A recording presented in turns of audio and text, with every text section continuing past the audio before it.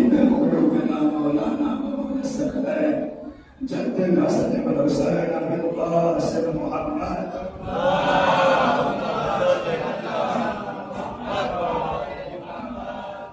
وعلى آله الطيبين الطاهرين المعصومين المظلومين ولعنتنا على أعدائهم أجمعين من يومنا هذا إلى قيام يوم الدين. أما بعد فقد قال الله تعالى في القرآن الكريم قال بالحق بسم الله الرحمن الرحيم فمن حاجك فيه من بعد ما جاءك من العلم فقل تعالوا ندعو أبناءنا وأبناءكم ونساءنا ونساءكم وأنفسنا وأنفسكم ثم نبتهل فنجعل لعنة الله القوم الكاذبين. صلوات النبي محمد.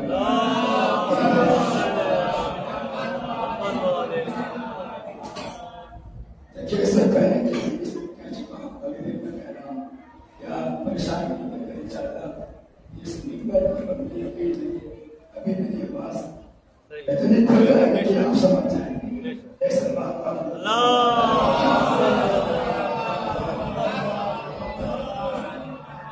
تو عزیزان محترم بات ہماری اولاد کی یہاں تک پہنچی تھی کہ اللہ تعالیٰ نے اہل بیت کو جب کفار و مشرکین نصارہ کے لیے نہ قرآن کی آیت پیش کی گئی نہ اسلام کے مقابلے میں اسلام پیش کیا گیا نہ دین کے مقابلے میں دین پیش کیا گیا بلکہ جو لوگ واجب تھے یہاں متصل کے لیے کہ اللہ نے دین کے مقابلے میں نصارہ کے اہل بیت کو بھیجا محمد کو بھیجا علی کو بھیجا فاطمہ کو بھیجا حسن کو بھیجا حسین کو بھیجا. ان کو بھیجنے کے بعد مطلب کیا ہے کہ آپ بتانا جو چاہتے ہیں قیامت تک اگر کبھی بھی دین کے اوپر کوئی وقت آئے اسلام کو سلام کرنے کی بات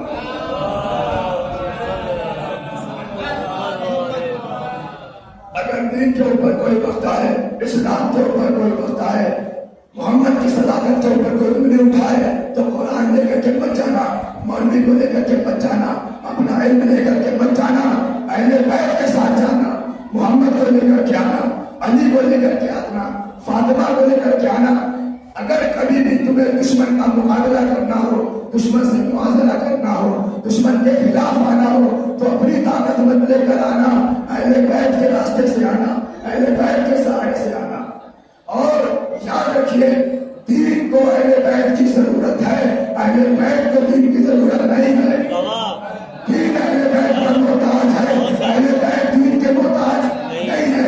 آپ کہیں گے کہاں سے آپ نے پڑھ دیا تو سنیے دین کا اگر دین سے فائدہ اہل بیت کو پہنچے اور توجہ دین سے فائدہ اہل بیت کو پہنچے تو اہل بیت دین کے محتاج اور اگر اہل بیت سے فائدہ دین کو پہنچے تو دین اہل بیت کا محتاج.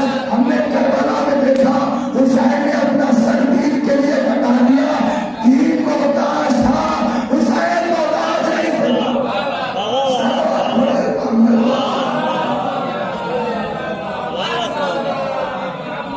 ہم نے کربلا میں دیکھا دین محتاج تھا حسین محتاج نہیں تھے. بھائی نماز کسے کہتے ہیں کہا صلاۃ عمود الدین دین نماز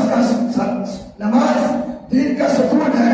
الصلاۃ معراج المومن نماز مومن کی معراج ہے. اگر نماز نہیں تو دین نہیں اگر نماز نہیں تو کوئی احکام نہیں. ان قبلت ما سوا ان لذت ما سوا. اگر نماز قبول ہو گئی تو سارے اعمال قبول ہو گئے اگر نماز رد ہو گئی تو سارے اعمال رد کر دیے جائیں گے. یعنی ساری شریعت کا دار و مدار نماز کے اوپر اور توجہ ساری شریعت کا دار و مدار نماز کے اوپر. اب نماز کے اوپر روزے کا حکم نماز کے اوپر حج نماز کے اوپر روزہ نماز کے اوپر سارے احکام کے بارے میں سرکار کی حدیث ہے. ان قبلت ما سوا ان رتت ما سوا. اگر نماز قبول ہو گئی تو سارے اعمال قبول ہو گئے اگر نماز رد ہو گئی تو سارے اعمال رد کر دیے جائیں گے. بھائی نماز کسے کہتے ہیں کہا نماز میں اگر محمد و آل محمد کے اوپر درود نہ پڑھا اگر محمد کے اوپر آل محمد کے اوپر درود نہ پڑھا تو نماز بیکار. یہ ہم نہیں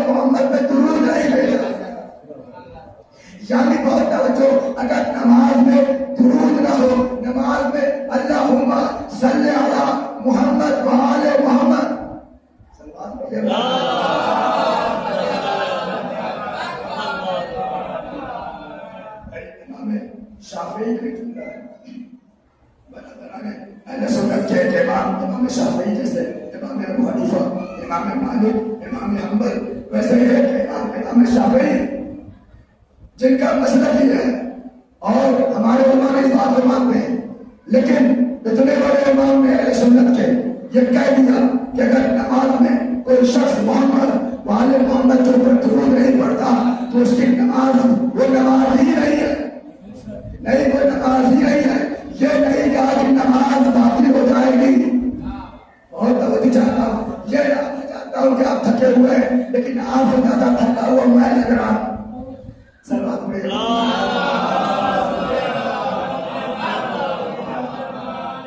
بہت توجہ۔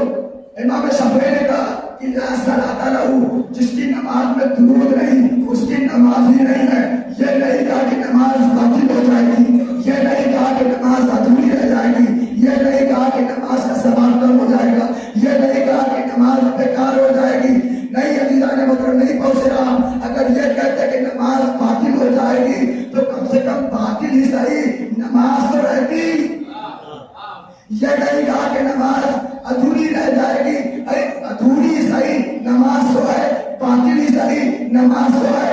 عزیزان محترم امام شافعی نے کہا لا صلاۃ لہ، اگر کوئی تشہد میں یا نماز میں درود نہ پڑھے تو اس کی نماز ہی نہیں رہ جاتی، نماز ہی نہیں ہوتی۔ اس کا مطلب وہ یہ کہنا چاہتے ہیں کہ نماز مطلب یہ ہے کہ اگر محمد والے محمد پہ درود نہیں تو نماز نہیں، نماز نہیں یعنی رکوع شکل نماز، سجدہ شکل نماز، قرات شکل نماز، حمد کی تلاوت شکل نماز۔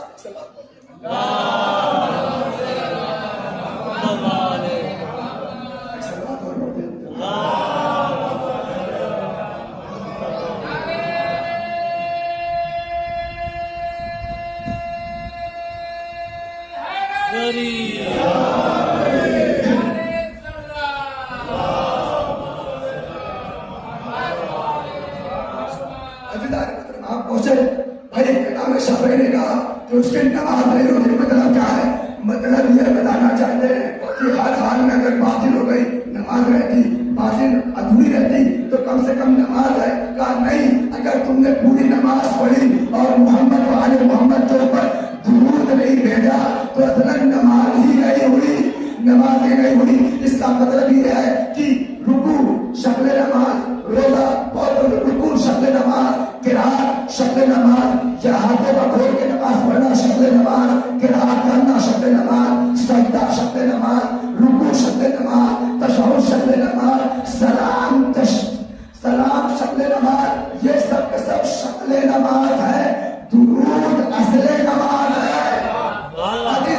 اس کا مطلب یہ ہے اگر کوئی دو سجدوں میں سے ایک سجدہ چھوڑ دے تو سجدہ سہو پڑھ کے نماز صحیح ہو سکتی ہے، ایک رکوع بھول جائے نماز باطل ہو جائے گی، لیکن باطل ہی صحیح نماز رہے گی۔ لیکن کوئی محمد والے محمد کے اوپر نماز میں درود چھوڑ دے تو پھر نماز نہیں ہے۔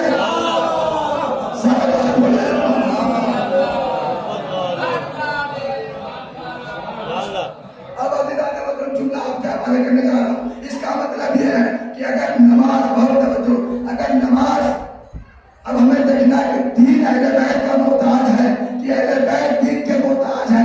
اگر نماز میں سلوات نہ پڑھنے سے اہل بیت کا نقصان، تو اس کا مطلب یہ ہے کہ اہل بیت دین کے محتاج، اور اگر نماز میں درود نہ پڑھنے سے نماز کا نقصان، تو اس کا مطلب یہ ہے کہ دین اہل بیت کا محتاج۔ میں پنج کو پھر سے پڑھ دے رہا ہوں، دنیا نے دیکھا جب جب دین کے اوپر مصیبت آئی ہے اہل بیت نے آنا سنبھال کر رکھایا۔ دین اہل بیت کا محتاج ہے، اہل بیت دین کے محتاج ہے۔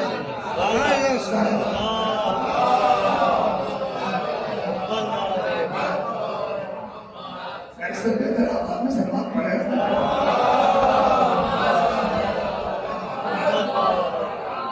بھائی، بات واضح ہو گئی۔ اگر نماز میں درود پڑھنے سے اہل بیت کا نقصان، کیا آپ نے درود نہیں پڑھا تو اس کا مطلب یہ کہ اہل بیت دین کے محتاج۔ لیکن اگر نماز میں درود نہ پڑھنے سے نماز کا نقصان ہو جائے تو اس کا مطلب یہ ہے کہ 3 اہل بیت کا محتاج ہے. بات نماز کی آ گئی تو سنتے جائیں. بھائی صلوات حکم قرآن ہے، جزء قرآن نہیں. نماز درود ہوتا ہے، صلوات ہوتی ہے، حکم قرآن ہے، جزء قرآن نہیں. جزء قرآن کا مطلب کیا ہے؟ یعنی الحمدللہ کے یا بسم اللہ کی بے سے لے کر کے والناس کی سین تک آپ کو پورے قرآن میں کہیں کے اوپر اللہم صلی علی محمد و آل محمد نہیں ملے گا. صلوات پڑھیں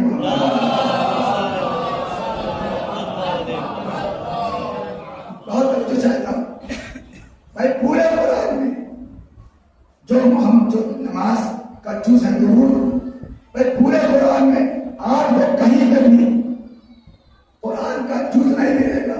کسی سورے میں آپ کو اس طریقے سے نہیں ملے گا اللہم صلی علی محمد و آل محمد. یعنی اس کا مطلب کیا ہے؟ درود پڑھنا حکم قرآن ہے، جزء قرآن نہیں ہے.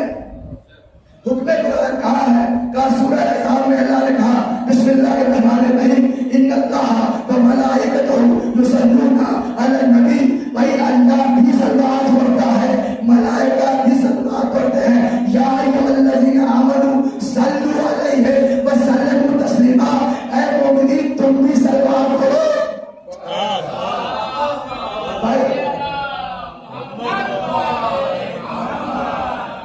ایسے صلوات پڑھیں گے تب تو نہیں مانا جائے گا.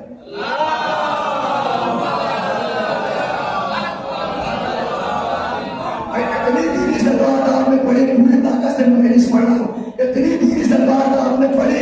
بھائی یہ کائنات کی اسلام کی ایک انفرادی ایک تنہا ایک ایسی عبادت ہے. بھائی جتنی بھی عبادت پورے شریعت اسلام میں آئی، نماز، روزہ، حج، زکات، جہاد، امر بالمعروف نہی عن المنکر، جتنی بھی عبادت آپ تصور کر لیں، کوئی ایسی عبادت نہیں ہے جس میں خدا شریک ہو. مومنین پڑھتے ہیں، خدا نماز نہیں پڑھتا، ہم سجدہ کرتے ہیں، اللہ سجدہ نہیں کرتا. ہم رکوع کرتے ہیں،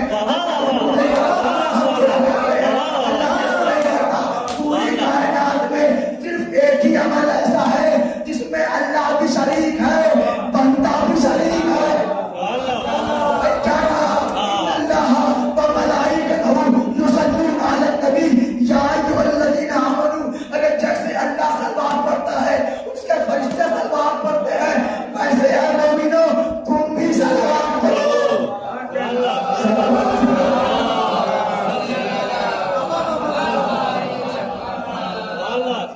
کم سے کم صلوات پڑھنے میں کنجوسی مت کیا کریے، ایک صلوات اور پڑھنے.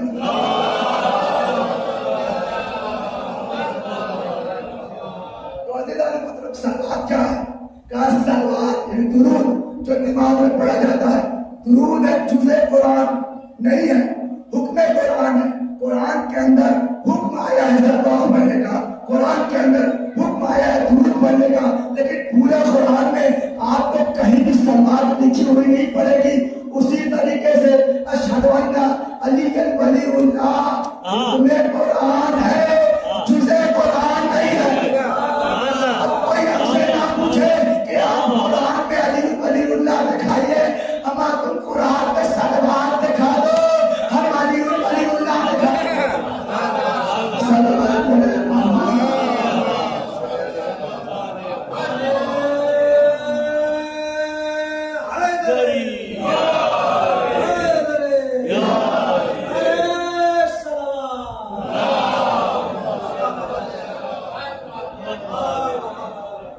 پورے قرآن میں اور آپ کا تک صلوات ہم لوگ کی نہیں، ایسا نہیں ہے. یہ امام شافعی کا میں نے قول کیا ہے اور تمام برادر میں اہل سنت سے آپ جا کے پوچھ لیجئے گا کہ اگر وہ بھی اپنی نماز میں محمد و آل محمد کے اوپر درود نہ بھیجے.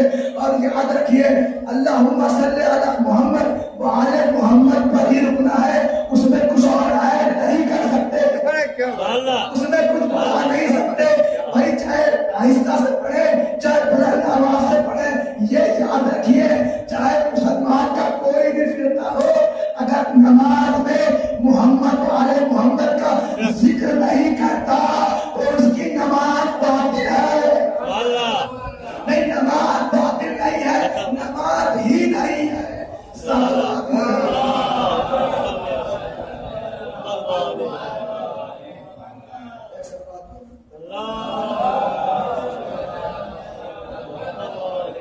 عزیزان محترم صلوات محمد والے محمد پہ بھیجنا. درود کیا ہے؟ حکم قرآن ہے، جزء قرآن نہیں، قرآن کے اندر لکھا ہوا نہیں ہے لیکن حکم قرآن ہے. اشہد ان امیر المؤمنین و امام المتقین و علی ولی اللہ، یہ جو بھی کلمہ ہے یہ حکم قرآن ہے، جزء قرآن نہیں ہے.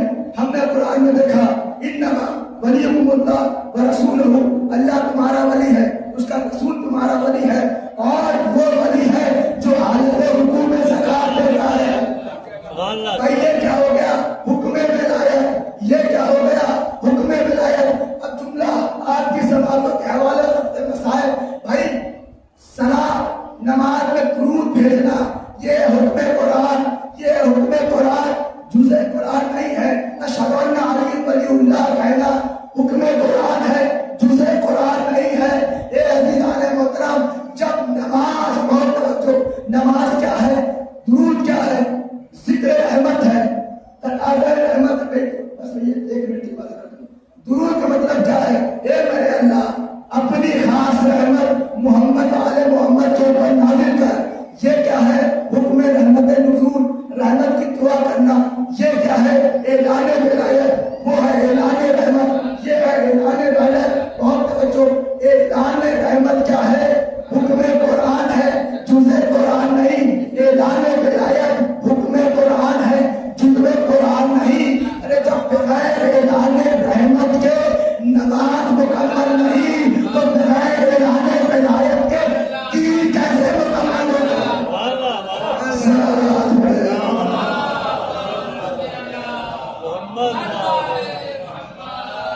آپ دیکھیں گے حکم قرآن ہے. قرآن یہ کہہ رہا ہے کہ نماز حکم قرآن، درود پڑھنا حکم قرآن. اور درود جو ہے اصل نماز. اگر کوئی نماز میں درود نہ پڑھے تو اس کی نماز باطل. اور آپ دیکھیں یہ بھی ایک معجزہ ہے کہ دنیا پہچانے اہل بیت کو اور سارے عالم اسلام میں، اہل بیت میں اور تمام لوگوں میں یہ نمایاں فرق ہے. اور کسی اور کا نام اگر آپ نماز میں لے لیں، بہت توجہ، کسی اور کا نام، کسی صحابی کا، کسی ام المؤمنین کا، کسی کا بھی، چاہے حضرت عائشہ کا، چاہے حفصہ کا، چاہے خدیجہ کا، چاہے کسی کا بھی نام اگر آپ نماز میں لے لیں تو نماز باطل. چاہے جتنی بڑی ام المؤمنین ہو، چاہے جتنا بڑا خلیفہ ہو، چاہے جتنا بڑا ادارےدار ہو، نہیں پہنچے گا. چاہے جتنا بڑا خلیفہ ہو، چاہے جتنا قریبی صحابی ہو. بھائی صحابی کی اوقات اور کل حیثیت یہ ہے کہ اس کا ذکر نماز سے پہلے کرنا یا نماز کے بعد کرنا. ایسے آپ سن سکتے ہیں ایسا نماز پڑھے.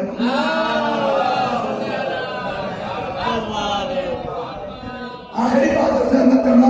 بھائی پورے قرآن میں، پورے شریعت میں تمام مسلمانوں کا یہ متفق علیہ فیصلہ ہے کہ کسی بھی صحابی کا، کسی بھی اہل بیت کے اور کسی بھی ازواج مومنین، ازواج نبی کا کسی کا بھی تذکرہ اگر آپ نماز میں غلطی سے کر لے تو آپ کو سجدہ سہو واجب ہو جائے گا. دوسرے مسئلہ کا نہیں پتا. بھائی کم سے کم اتنا ہے کہ جان بوجھ کر کے آپ اپنی نماز میں کسی صحابی کا نام نہیں لے سکتے، کسی مومنین کی ماں کا نام نہیں لے سکتے. یہ تنہا فضیلت ہے.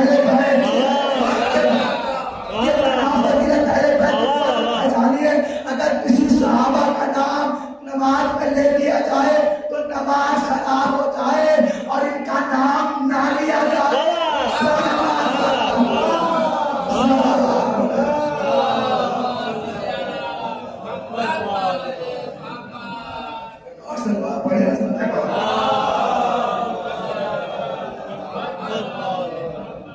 ان کا نام نماز میں نہ لیا جائے. اپنے ابا سے بہت محبت کرتے تھے. کیا بات ہے. کوئی لے سکتا ہے، کوئی دیتا ہے اپنے باپ کا نام نماز میں. بہت صحابی پسند ہے. ہمیں ابو ذر پسند ہے، سلمان پسند ہے، مقداد پسند ہے. کوئی ہے جو نام دیتا ہو نماز میں ابو ذر کا، نماز میں سلمان کا، چاہے جتنے بڑے مولا کے شہبائی ہوں، لیکن ان کا نماز غلطی سے لے لیا تو نماز باطل ہو جائے گی. اور ان کا نام اگر نہیں لیا آئے ہے تو بھی یہ فرق ہے اہل بیت میں اور امت میں. لیکن اس فرق کا بھی پاس و لحاظ نہیں. اتنی زیادہ عظمت جس کی بیان کی گئی ہو، اور یہ تو ہونا ہی تھا کہ جس کے جتنے زیادہ فضائل ہوتے ہیں اس کے اتنے ہی زیادہ دشمن ہوتے ہیں. بے شک جس کے پاس جتنی زیادہ کرامت ہوتی ہے اتنے ہی زیادہ اس کے دشمن ہوتے ہیں. اور اس کا اندازہ ہمیں کربلا میں ملا. مدینے سے لے کر کے سن 11 ہجری سے جو مصیبت کا سلسلہ شروع ہوا تو آج تک مصیبت آئی جا رہی ہے. آپ کہیں گے آج کا مصیبت آئی جا رہی ہے، کیا یہ کم مصیبت ہے کہ کسی کے باپ کا غم منایا جا رہا ہو اور بیٹا کھل کر کے اپنے باپ کی مجلس نہ کر سکے؟ بھائی ہم اور آپ کھل کر کے مجلس کر رہے ہیں، ہم آپ نوکر ہیں، اس اذا کے وارث نہیں ہے، اس اذا کے ہم وارث نہیں ہیں. اس اذا کا جو وارث ہے نہ جانے کس دنیا میں ہے، نہ جانے کہاں ہے. بھائی لوگوں سے جو کر کے ہونا یہ چاہیے تھا کہ آپ کھل کر کے بیٹھتے، مبینہ کے پرسا دیتے، اے مولا آپ کو اکبر کا پرسا، اے مولا آپ کو محمد کا پرسا، اے مولا آپ کو زینب بن مخزوم کا پرسا.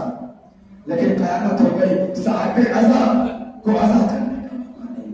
آج بھی مظلوم ہے میرا امام، آج بھی اس دور سے جہاں شیعہ اتنے کھل کر عبادت کر رہے ہیں لیکن زہرا کا لال چھپا ہوا ہے، اللہ کی مصلحت سے نعمت میں ہے. ایسے مبارک کا مصیبت ہے تو ہمیشہ ہر دور میں اہل بیت کے اوپر مصیبت ڈھائی جاتی رہی ہے. آپ صبح سے ذکر فضائل و مسائل سنتے ہوئے چلے آ رہے ہیں. بس ایک جملہ پڑھوں گا اور ذہن تمام کر دوں گا. یاد رکھیے گا کربلا کے میدان میں حسین کے لیے سب سے بڑی مصیبتوں میں سے ایک مصیبت علی اکبر کا مرنا تھا. اس جملے سے آپ مصیبت کا اندازہ لگا لیجیے. بھائی میں مولا سے بس اتنا کہنا چاہتا ہوں، جب امام حسین کے کانوں میں علی اکبر کے گرنے کی آواز آئی، روایت بتاتی ہے حسین مقتل کربلا میں گر پڑے، آواز دینے لگے علی اکبر میری آنکھوں سے کچھ دکھائی نہیں دیتا. علی اکبر میری آنکھوں سے کچھ دکھائی نہیں دیتا، میرے لال